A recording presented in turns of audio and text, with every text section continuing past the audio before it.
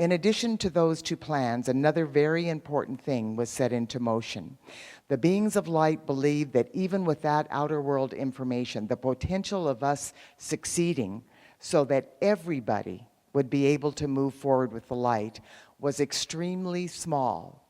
So the beings of light representing our Father, Mother God in our spiritual sun, known as Alpha and Omega, the solar logos from that system of worlds in our solar system, sent forth a clarion call to the universe, asking evolved beings if they would come to planet Earth and bring a new level of consciousness. The belief was that if these advanced souls would embody on planet Earth, even though they would come in just like every other being with a band of forgetfulness into the densest, darkest frequencies, it was believed that because they were not part of the karmic liabilities that had been created, the potential of them awakening and lifting up and raising everybody else up with them would be far greater. The beings of light said never have that many souls throughout all creation volunteered to assist their sisters and brothers in the family of humanity. And so a cosmic dispensation was granted. Now, because these souls had never experienced anything like the negativity existing on Earth at that time, you know, there's this expression, we don't know what we don't know. So even though out of an incredible love of compassion, they were volunteering to come and help us, there was a concern that they would get overwhelmed with the negativity on this planet. So for the first 400 years, there was an experiment of allowing these beings of light to come in slowly and sparsely here and there. And some of them may be the avatars and may be the adepts and the beings of light that we are aware of.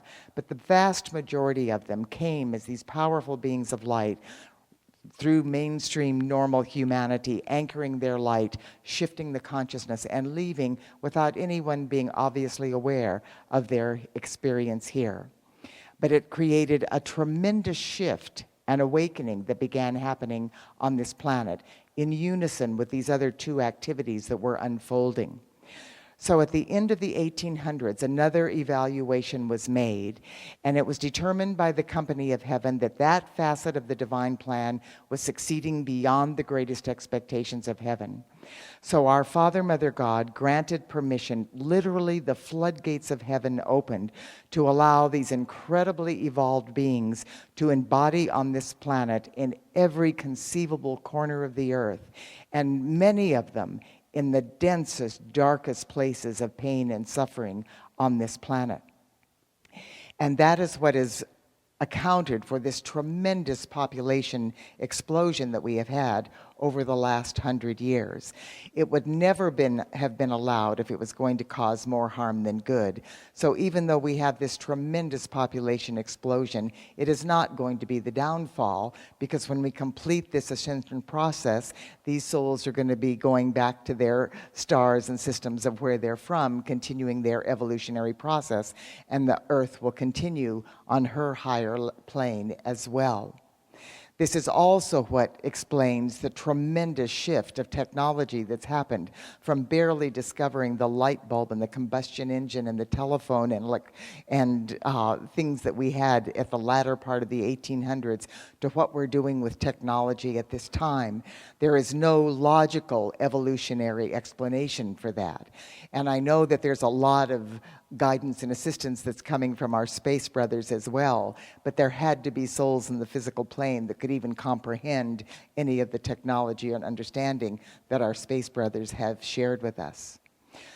So it brought us up, this 500-year period of grace brought us up to harmonic convergence.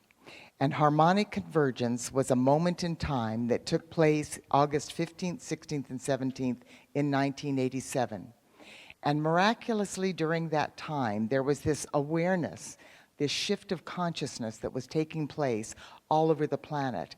And people were awakening to the idea of this cosmic moment. And often without any intercommunication. There was a lot of networking, a lot of newsletters that contained information, but this was pre-internet, Twitter and Facebook and all of these social networks where things spread instantaneously. We didn't even have the level of communication through television and satellites that would allow this kind of thing to be communicated the way it can at this particular time, especially through the internet and on our computer systems. But we became aware, and people traveled all over the world to sacred sites or had meditations. Some of them were really consciously aware of what they were doing. We were asked to take a group to Diamond Head in Hawaii, because Hawaii was the crown chakra on the continent of Lemuria, where the initial impulse of our fall from grace took place eons ago.